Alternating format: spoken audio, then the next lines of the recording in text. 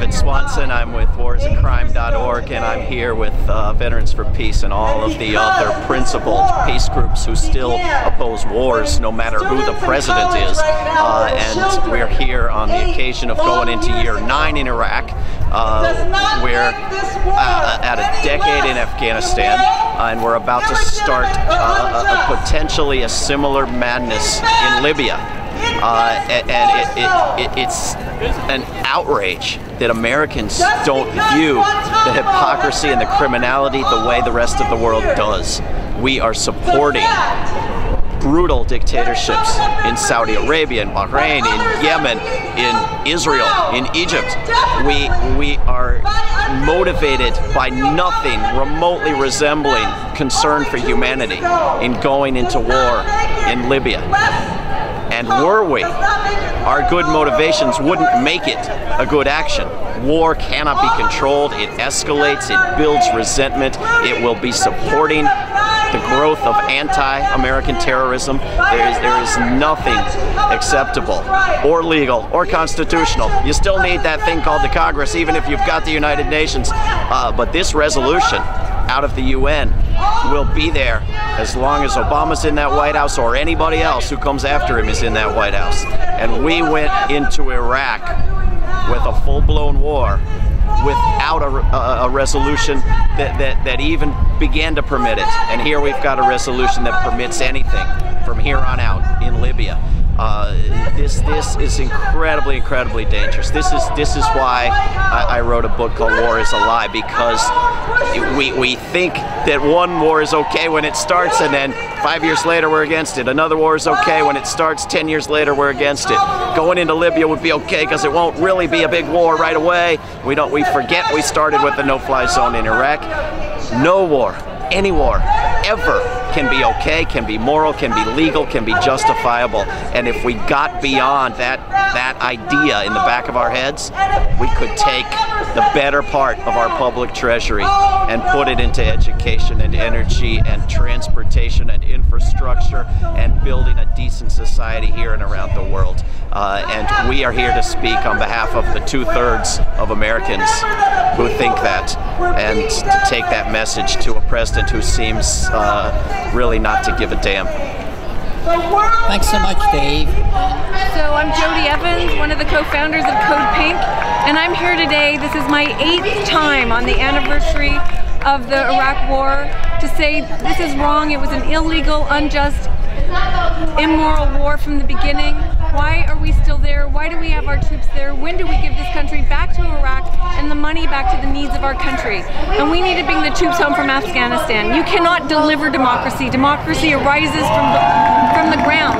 We don't even know what democracy is in this country. You can't have democracy when there are not equal rights and when there's this much of a gulf between rich and poor. And we're watching our government, the people that we voted, just rape and pillage the people of the United States. So we're here to say, end wars, bring the war dollars home. Hey, I'm David Barrows, B as in boy, A-R-R-O-W-S, and I'm joining the Veterans for Peace today, even though I'm not a veteran.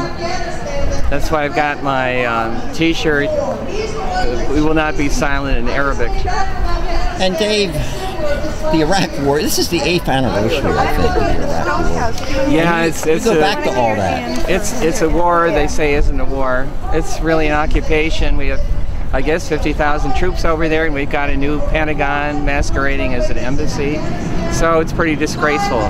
The whole system of empire is disgraceful.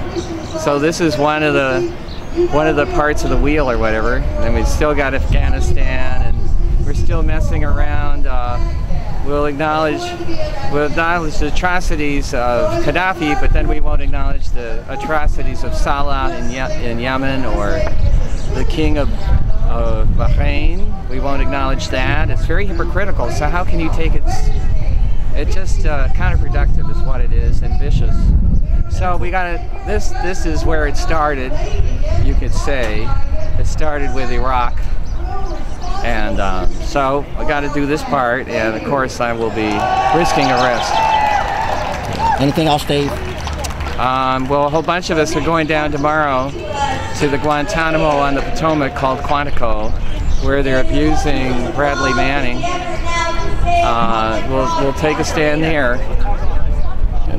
Thanks so much, Dave. Thank you. Malachi Kilbride, and I'm with the National Campaign for Nonviolent Resistance, and we're here today to support Veterans for Peace, opposing the wars that are going on right now. Even to this very day, we're about to attack Libya under specious reasons, and we're here to say that all war and all violence is wrong. Thanks so much. Okay. Young lady. I'm Joy First. And where are you from? I'm from Madison, Wisconsin. And why are you here, Joy, at this rally today? I'm really concerned as we mark the 8th year of war in Iraq, as our government continues wars in Afghanistan and prepares to attack Libya, sends the drone bombs over Pakistan. Our country, our government is responsible for the deaths of millions of innocent people, and as a mother and as a grandmother, I just, my heart just is breaking for those people who are suffering and dying because of our government's policies. I'm also from Wisconsin and have been part of all of what's been going on there.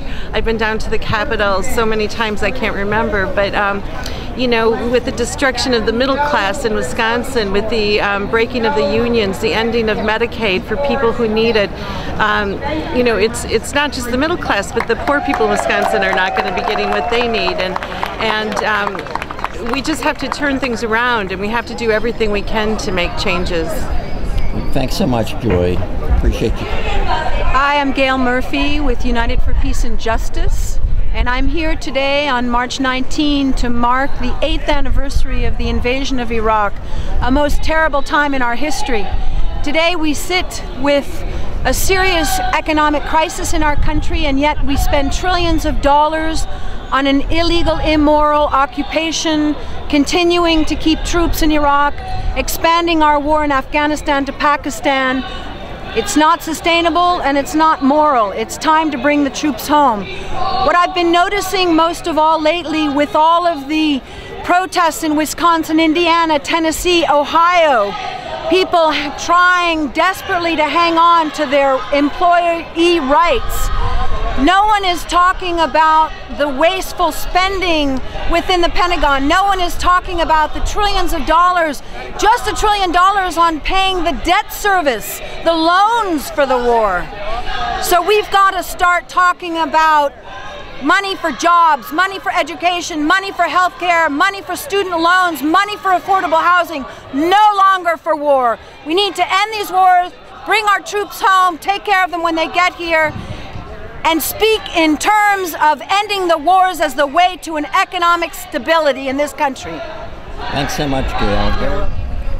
I'm Ellen Barfield from Baltimore. I am a member of Veterans for Peace, the co-founder of the Baltimore Phil Berrigan Memorial Chapter. And I'm here yet again for another rally, another action at the White House. Again, fixing to be 8 years, beginning the 9th year of the war on Iraq. In October we'll be commemorating the beginning of the 10th year or 11th year, I think it is, of Afghanistan. We have to stop these absurd wars. They're not making us safer. They're certainly not making the people on the ground safer. The no-fly zone in Libya is insane. That's not going to make anybody any safer either. We have to bring our military home from all over the world. The 800 to 1,000 bases in over 130 countries. That's insane. It doesn't make us more popular or more loved. It makes us more hated, more at risk. And we obviously can't afford it. We never really could, but it's become very, very clear now. We're closing schools and libraries and hospitals. Come on. You get the money, as Jesse Jackson so memorably said 25 years ago, you get the money where the money went. It's in the Pentagon. Obviously, the corporations are not paying their fair share of taxes, but if we took away a good chunk of the Pentagon's ridiculous amounts of money, we could cover all the human needs we have, and then we can think about taxing the corporations in a fair manner. We have to demand all those things. Where I put my focus is ending war and bringing the people and the money home. And I support the unions, I support the workers, all those folks. But where my focus is ending war. And I'm happy to be here again with a bunch of folks who think like me. Thanks. Thanks so much, Ellen.